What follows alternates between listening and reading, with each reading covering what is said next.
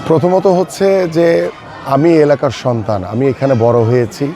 আমার এই এলাকায় বেশ কিছু সমস্যা রয়েছে, যেখানে আমি আজকে এখানে দাঁড়িয়ে আছি। আমার এই এলাকায় সবার আগে আমাদের স্থায়ী পুনর্বাসন করা অত্যন্ত জরুরি, কারণ এই মানুষগুলো দীর্ঘদিন ধরে প্রতিটি মুহূর্তে উচ্ছেদের আতঙ্কে ভোগে। এবং এই এলাকাতে হিন্দু অধ্যুষিত একটি এলাকা রয়েছে, যাদেরকে নিয়ে আমরা প্রত্যেকটি মুসলমান, হিন্দু, বৌদ্ধ, খ্রিস্টান সবাই যাতে একটি পরিবারের মতো বসবাস করতে পারি, একটি সম্প্রীতির সমাজ আমি গড়তে চাই। এবং আমার হিন্দু অধ্যুষিত এলাকা হিসেবে তারা যারা রয়েছেন হিন্দু সম্প্রদায়, তাদের সাথে আমার কথা হয়েছে। আমরা সকলেই মিলে একটি সম্প্রীতি, একটি অসাম্প্রদায়িক সমাজ আমরা গড়তে চাই। পাশাপাশি আমার এই এলাকায় রাস্তাঘাটের কিছু সমস্যা রয়েছে, সেই সমস্যাগুলো আমি যদি নির্বাচিত হতে পারি তাহলে দ্রুত এই সমস্যাগুলো সমাধান করব ইনশাল্লাহ।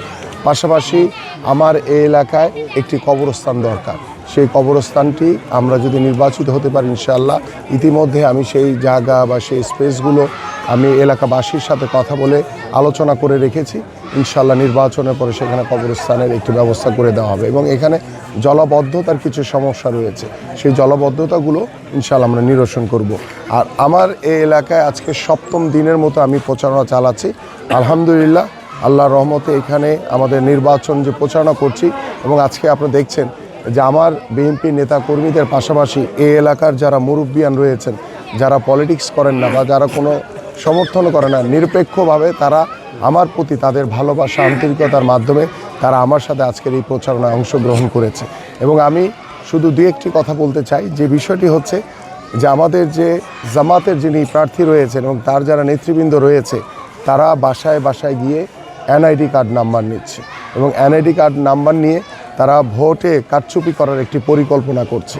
পাশাপাশি তারা ঘরে ঘরে গিয়ে বিকাশ নাম্বার নিচ্ছে, যারা অসহায় মানুষ রয়েছে তাদেরকে ভুল বুঝিয়ে বিকাশ নাম্বার নিয়ে তাদেরকে ওভার দ্য টেলিফোনে বলছে যে আমি আপনাকে 6,000 টাকা দিব, আপনারা আমাদের মার্কাতে ভোট দিবেন।